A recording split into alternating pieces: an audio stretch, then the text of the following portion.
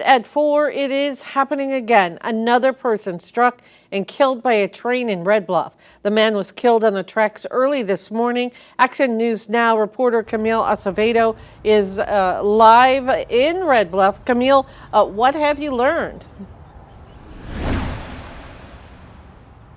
Yes, Linda. So as of right now, we know that the incident happened shortly before 3:30 this morning, and it happened close to South Main Street and the Interstate 5 that is right behind me here. You could take a look at the train tracks right here. So what we know so far, because Red Bluff police have been very limited on what they could share with us, is that there was an Amtrak train going southbound when there was a man sitting on the tracks also facing south. Now take a look. This is video from earlier today when we arrived at the incident this morning. According to Red Bluff police, the conductor sounded the train horn, but the man did not get off the tracks and was struck and killed. This is the 4th time a person has been struck by a train in Red Bluff in the last month, each happening near South Main Street. All but one resulted in deaths, and Christopher Clark lives nearby and witnessed one of the previous fatalities and says it's upsetting to learn it's happened again.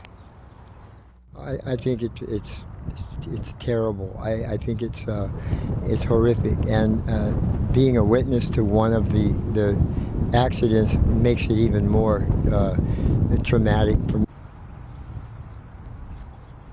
Because the man who died was reportedly sitting on the tracks, we asked police if they believe this may have been a case of suicide or if drugs and alcohol were involved. Now, Red Bluff police did refer me to the coroner's office, in which Tehama County Sheriff's Office Lieutenant Rob Backen says it's too early to know if the man was under the influence, but they will be performing a toxicology test. He also tells me there is no outside indication it was a suicide since there was no note left behind, but as of right now, they still are unsure. And the train tracks have been open since police concluded the investigation here. And coming up at 5, I'll share with you what Red Bluff police is doing to educate the community here in Red Bluff about the safety hazard. Live in Red Bluff, I'm Camille Acevedo for Action News Now.